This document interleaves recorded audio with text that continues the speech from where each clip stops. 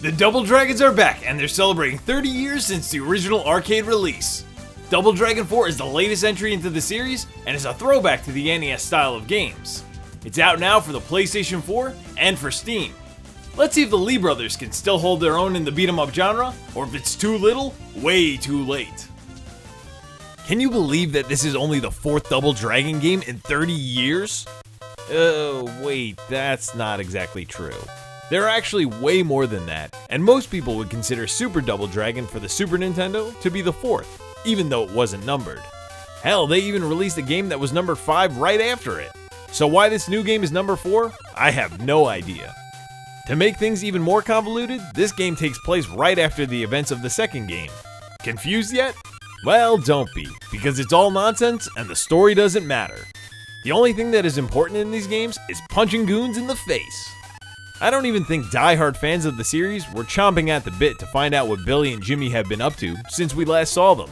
But if you must know, Marion has been kidnapped. Again. So of course Billy and Jimmy roll out and drop every fool in their path until they can rescue her. A tale as old as time, and one we'll be talking about for years to come.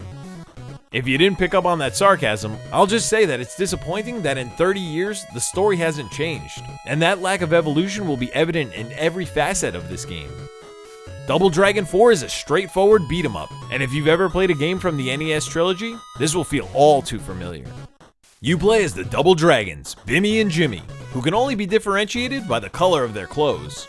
Thankfully, couch co-op is an option here, which should be mandatory for beat-em-ups. The two brothers move across a linear path, clashing with thugs and bosses, using objects like bats, bombs, and logs as weapons. There's a button for kick, punch, and finally a button for jump. No more pressing punch and kick together to jump. What a nice little feature. There are also some new techniques and combos that you can do, like a corkscrew headbutt, tornado kick, and a flying knee strike, which will all see a ton of use and can get you out of some tough jams. The controls feel quite stiff, again like the NES games. And I know that's the intention, but you can still stay faithful to the old games while removing the annoying crap we dealt with ages ago. It feels like a chore to go through the story mode, because nothing interesting ever happens. Mash buttons, die, repeat. Which could be said of many games in the genre, but there needs to be something special to make it stand out and add excitement. Here there are no interesting settings, no over-the-top bosses, no upgrades. They even stop giving you weapons halfway through.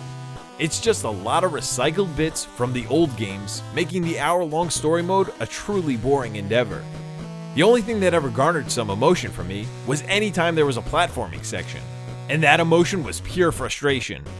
In many situations you have to make well-timed jumps, but these controls aren't conducive to that style of play, so more than likely you'll die from cheap falls on numerous occasions. Why have these bits included? This is Double Dragons. I want to bash skulls, not make precise jumps. If the lackluster story mode wasn't enough for you, which it definitely shouldn't be since it clocked in an anemic 1 hour, there are 2 other game modes. A challenge tower where you fight an onslaught of enemies floor by floor on 1 life to see how far you can get, and a 2-player duel mode, both of which aren't anything to write home about. Sure, you can play as enemies and bosses, but why bother since the fun will disappear in just a couple of matches. It's very clear this game's ambition was to be a continuation of the NES trilogy in every way, right down to its look. But the sprites from the Nintendo games always looked inferior to the arcade version, and the PS4 is capable of far better.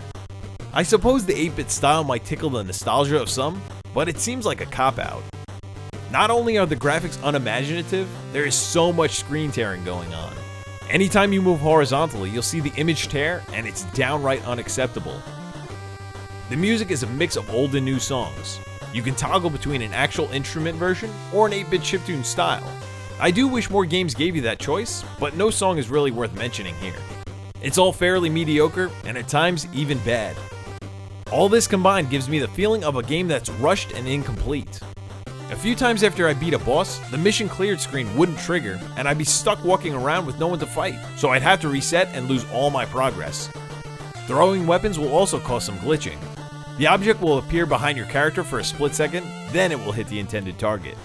And there were even times where the game would flat out crash, again making you start from square one. Some sections even had no enemies at all, like riding the raft across the water in level 1. You just sit there and wait to cross with no one attacking you.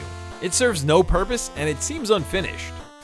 The previous game in the series, Double Dragon Neon, may have been divisive amongst fans, but for better or worse, it tried some new designs, songs, mechanics, and even had a tongue-in-cheek story. But with Double Dragon 4, you have a bare-bones game that took no chances after 30 years.